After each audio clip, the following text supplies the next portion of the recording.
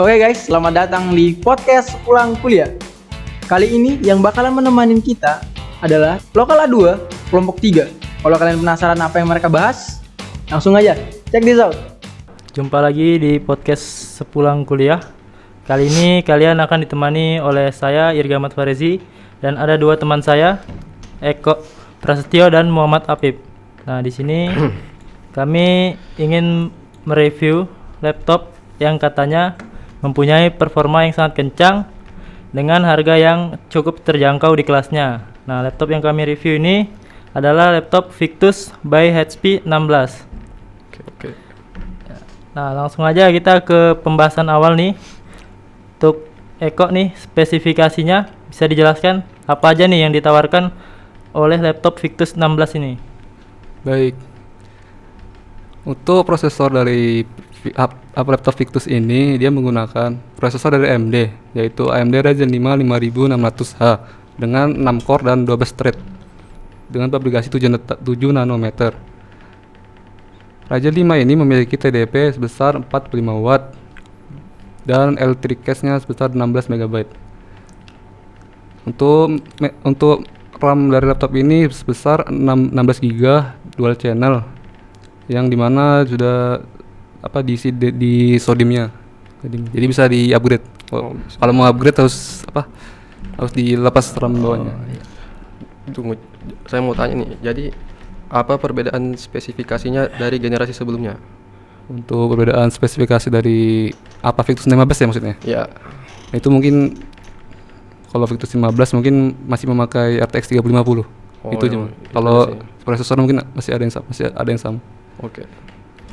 Oke, jadi sesuai yang dijelaskan oleh Eko tadi, jadi Victus 15 ini menggunakan prosesor AMD Ryzen 5 5600 dan GPU-nya itu RTX 3060 yang bisa dibilang memang cukup kencang lah untuk performanya. Oke. Lanjutnya ke bagian desain nih. Bagaimana desain dari laptop Victus 16 ini? Untuk desain mungkin tidak terlalu berbeda dari pendahulunya, itu Victus 15, dimana desain tidak terlalu terlihat gaming gitu ya, masih terlihat elegan dengan logo V di sini. Oke. Untuk bodinya sendiri menggunakan polikarbonat. Terus itu berapa inci tuh? Ya, untuk laptop ini ukurannya 16 inci. Oh, 16 inci ya. Oke. Dengan panjang 37 cm dan lebar 26 cm dan ketebalan 2,35 cm. Oke, selanjutnya ini kita masuk ke bagian layar nih. Kira-kira di layarnya ini menggunakan layar apa nih? Untuk layar dari laptop ini menggunakan panel IPS dengan refresh rate 144 Hz. Jadi kalau untuk nge-game kompetitif cocok lah. Oke. Tapi kalau untuk konten creator profesional kurang, karena masih color gambutnya masih di 45% NTSC, belum 100% sRGB. Kalau untuk editor apakah bagus nih layarnya? Kalau layar untuk editor profesional kayaknya kurang ya. Kalau untuk performa tapi bisa aja kalau performanya, karena sudah menggunakan RTX 3060 kan. Ya, selanjutnya di bagian audionya nih. Dia menggunakan audio apa tuh? Kalau audio, dia menggunakan audio dari Bang & Olufsen dengan konfigurasi 2 stereo di sisi kanan kiri di bawah sini ya. Oh ya. Menghadap mungkin bisa dikasih lihat ke kamera itu. Tanda nanti ada di sini, nanti dikasih di akhir dikasih lihat. Ya, dikasih slide. Menghadap ke sini. Gitu. Itu aja. Ya, selanjutnya ke konektornya nih. Apa aja nih yang disediakan oleh Victus 16 nih? Untuk konektor sendiri, Victus 16 ini di sisi kiri terdapat DC-in, terdapat satu Ethernet, satu HDMI, satu USB 3.2 Gen 1. Terus yang USB ini mendukung fitur SP Sleep and Charge, di mana bisa mengecas smartphone dalam keadaan laptop mati atau nge-sleep. Terus terdapat USB Type-C yang juga memiliki fitur itu. Terus di bawahnya lagi terdapat jack audio dan card reader. Dan sebelah kanan sini terdapat dua USB 3.2 Gen 1 juga. Jadi bisa dibilang cukup lengkap lah ya Ya. fitur dari konektor yang disediakan oleh Victus ini. Nah, selanjutnya kita masuk ke bagian keyboard nih. Apa aja nih bagian layout dan fitur yang ada pada keyboard Victus 16 nih? Untuk keyboard sendiri mungkin persis malah ini kayak di seri Omen, di mana masih mempertahankan tombol numpad di situ. Bagi orang yang suka ngetik angka mungkin cocok gitu ya. Dimana di sini juga atau anak panah juga sangat cocok, pas maksudnya untuk ngetik atau bermain game. Terus di atasnya terdapat shortcut untuk memanggil software Omen Gaming Hub dan kalkulator. Sementara itu tombol powernya berada di sisi kanan atas dekat samping delete. Jadi sepertinya tidak akan tertekan gitu. Walaupun tidak sengaja tertekan, itu tidak akan langsung mematikan laptop. Harus ditekan lama gitu baru mati. Oh, jadi cukup aman lah ya. Ya. Jika salah ketik gitu, salah tekan. Selanjutnya di bagian sistem pendingin nih. Apa nih sistem pendingin yang digunakan oleh Victus 16 ini? Untuk sistem pendinginnya di sini Victus 16 memakai sistem pendingin aktif dengan dua kipas dan 3 heat pump dan heat plate. Heat plate sini menutupi CPU, GPU dan VRAM. Dengan intake-nya dari bawah dan exhaust-nya dari kanan dan belakang kiri kanan. Oh ya. Selanjutnya mungkin kita bisa masuk ke Uji performa. pengujian performa ya untuk laptop ini. Oke, di sini saya mau menguji performa. Apakah ini laptop Sesuai Victus 16 by HP ini memang selayak itu untuk dibeli? Oke.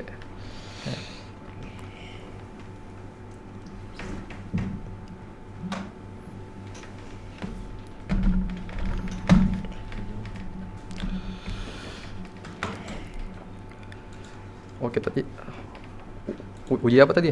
Uji anu ya? pengujian performa ya. Performa. Dari aplikasi mungkin atau Ya, apa? mungkin Benchmark. Uji performa. Oke. Di sini kita memakai Cinebench R15.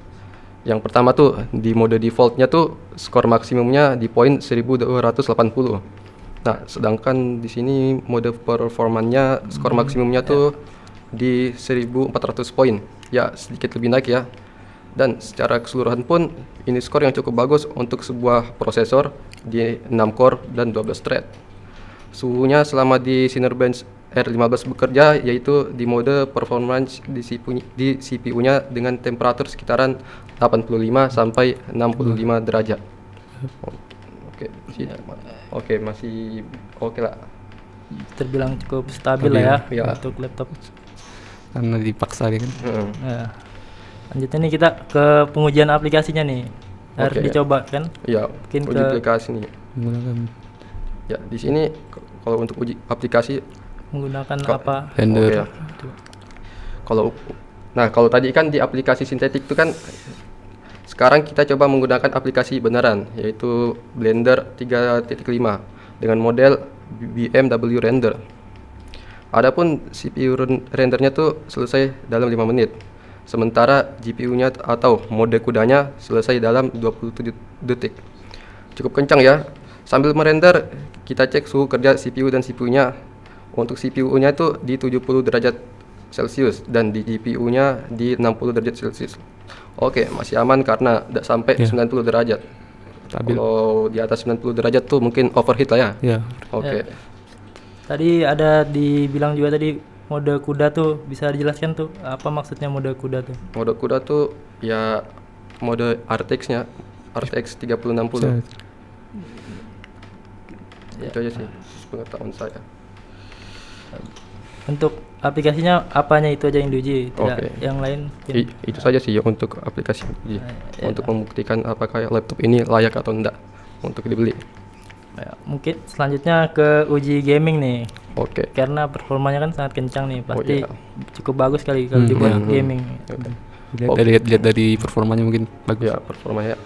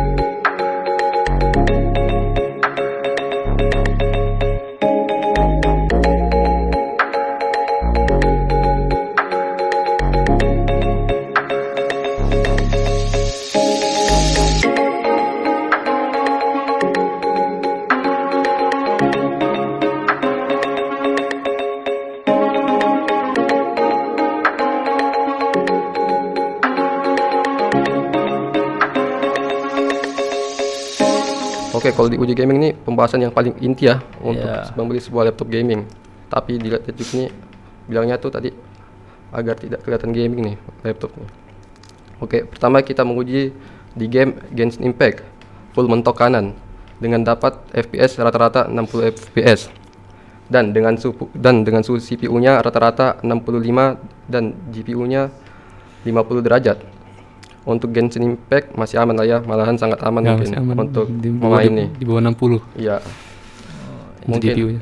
dan mungkin kita bisa beralih ke Resident Evil di kualitas grafik high. Di kualitas grafik high ini didapat dengan FPS rata-rata 90 dan dengan suhu CPU-nya max 80 derajat. Itu Resident Evil-nya grafiknya rata-rata ya? Ya pokoknya high lah High.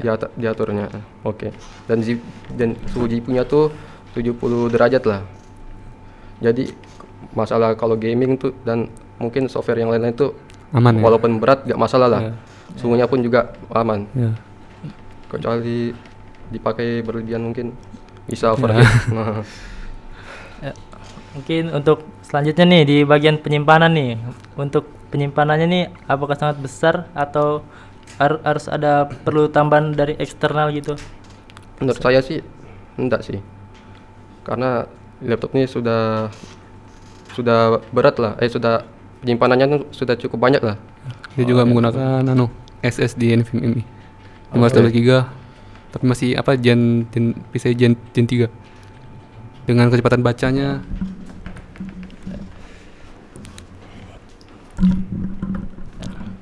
foto ada foto di hasil Siapa? SSD. Enggak. Oh, hasil SSD.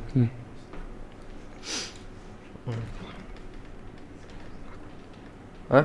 Ya, jadi setelah dijelaskan tadi oleh Apip dan Eko sesuai dengan spesifikasinya ya. Jadi laptop ini sesuai lah ya dengan julukannya yang memiliki performa yang sangat kencang dan juga harganya itu terjangkau murah. Ya. Ya kan? Iya, iya. Kisaran berapa? Kisaran saya beli kemarin 15. Oh Itu ya. harganya. Jadi jika kalian punya budget segitu bisalah memasukkan Ya, laptop dalam list. ini ke dalam salah satu list pembelian kalian. Ya. Cocok ya. Dari segi untuk aplikasi sehari-hari untuk nge-game bisa. Bisa. Ya. Oke. Ya, mungkin ada juga nih beberapa pertanyaan nih dari teman-teman teknik komputer. Oke. Ya.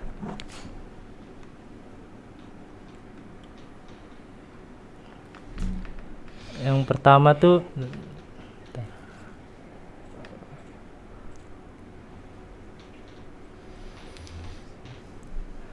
dari Alfarizi ZAL. Ya. Bang, saran laptop dengan harga 7 jutaan tuh. Mungkin bisa kalian jawab. Ada sarannya? Saya saran laptop untuk 7 jutaan ya, 7 jutaan ya. Ya. Di sini saya sudah mengumpulkan beberapa laptop mungkin yang cocok dengan harga segitu, worth it maksudnya. Yang pertama di sini ada Acer Aspire 5 Slim yang memakai prosesor Intel Core i3 generasi 11 dengan dedicated GPU-nya menggunakan GeForce MX 350. Oke. Ditambah lagi dengan RAM-nya sudah 8 GB dengan layar 4 inch. Resolusi 768p. Yang kedua di sini dalam laptop saya Axio MyBook Z6 dengan harga 6.499.000 sudah memakai Intel Core i3 generasi ke-12 dengan GPU Intel UHD grafik dan RAM 8 GB. Nah, jadi buat tadi Alfariz ZAL itu tadi rekomendasi dari Eko. Selanjutnya untuk pertanyaan dari Adia Yudhistira. Spek laptop buat main game-game populer di zaman sekarang. Kira-kira apa ya? Nah, itu kalian kan sering main game juga tuh kalian nih.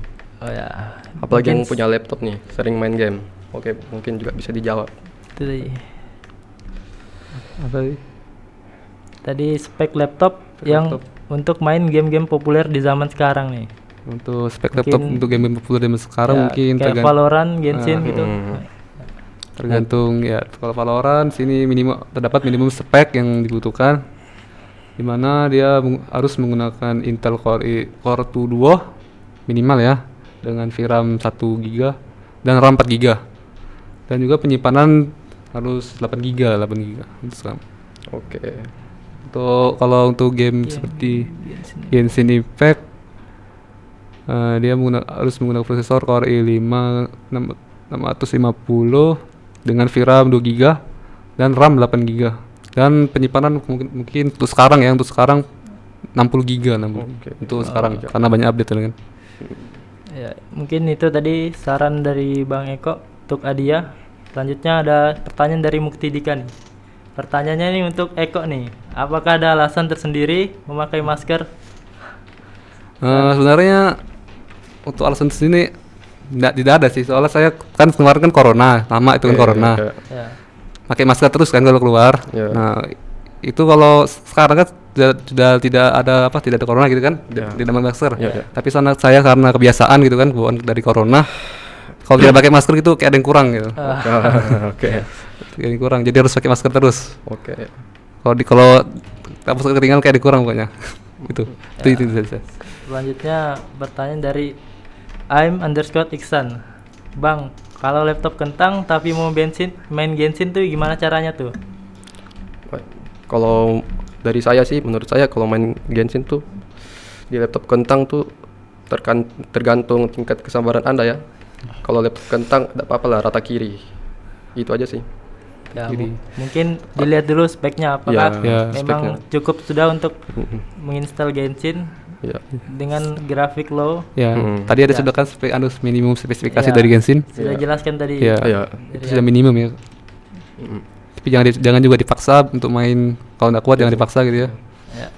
Kalau mau solusi yang lebih bagusnya ya operasi lem biru lah ya. Lempar beli baru lah. Bisa.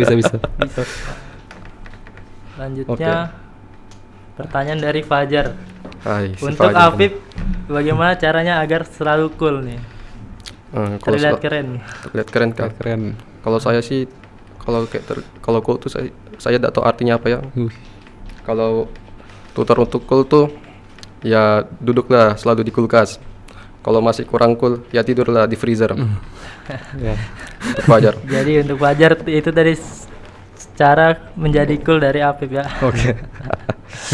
Selanjutnya dari Muhammad Asraf nih, pertanyaan untuk saya. Minimal spek untuk mengedit, membuat web, dan bermain game. Nah, jawabannya tuh minimal CPU-nya itu sudah quad core atau di atasnya.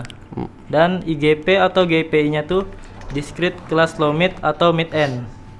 Dan RAM minimalnya tuh 16 GB kalau untuk ngeditnya ya. Sebenarnya ngedit. kalau untuk bermain game dan buat web tuh 8 GB juga sudah Ya. cukup. Oke. Dan penyimpanan SSD itu berkapasitas besar lah, minimal 512. Dan sistem operasi itu Windows atau Linux yang sudah 64 bit atau generasi terbaru.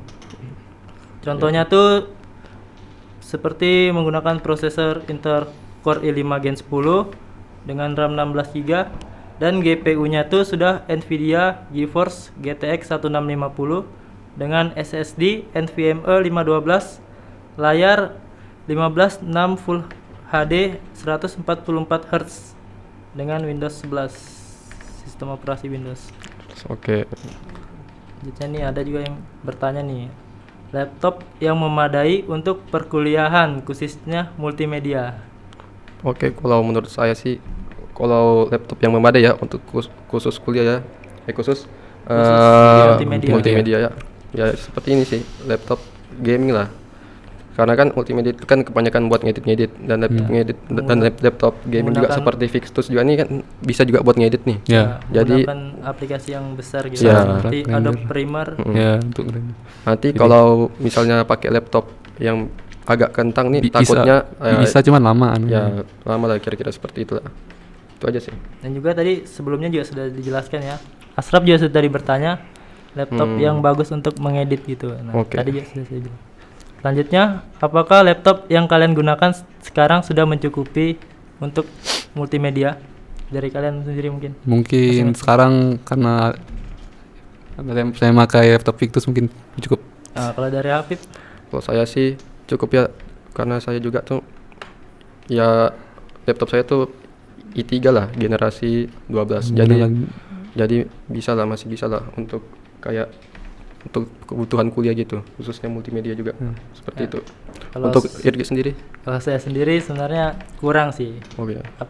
Untuk di bagian mengedit video tuh menggunakan Adobe Video sangat kurang ya, karena butuh prosesor yang cukup tinggi dengan Oke. generasi terbaru, sedangkan laptop saya cuma Intel Core 3 dengan generasi keempat.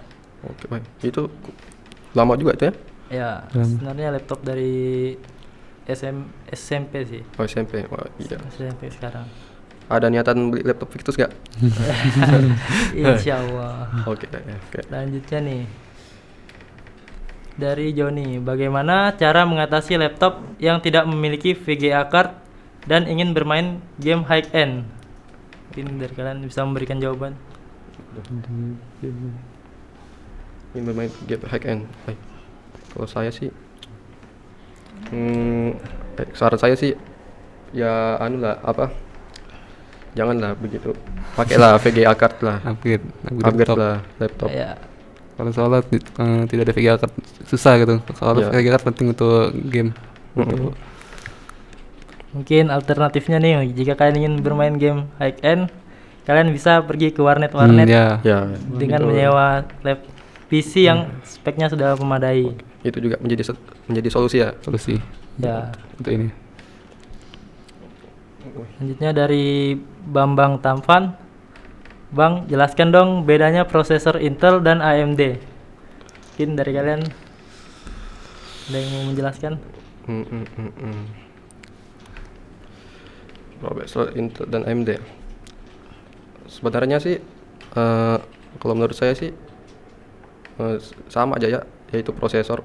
Cuman katanya tuh kalau AMD Ryzen tuh lebih kuat lah buat main game dan juga lebih panas, lebih cepat panas, kelebihannya. lebih cepat overheating lah untuk AMD Ryzen tuh. Mungkin Intel nih kelebihannya nih dia multitasking Ya, lah. multitasking. Iya. Bisa digunakan untuk mengedit tuh, sedangkan AMD Ryzen nih cuma khusus untuk lebih digunakan untuk bermain game lah kan. Ya. Dari laptop yang kita lihat review tadi menggunakan AMD Ryzen. Bener aja cuman karena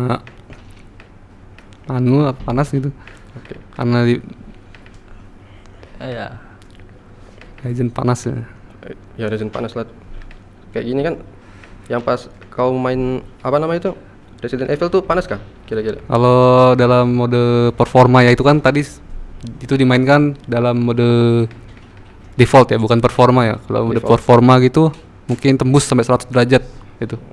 Kalau dalam hal performa ya? Ya, kalau dalam mode performa. Karena digeber Radeon 5 nya, kalau untuk GPU-nya mungkin aman di situ. Kalau GPU-nya.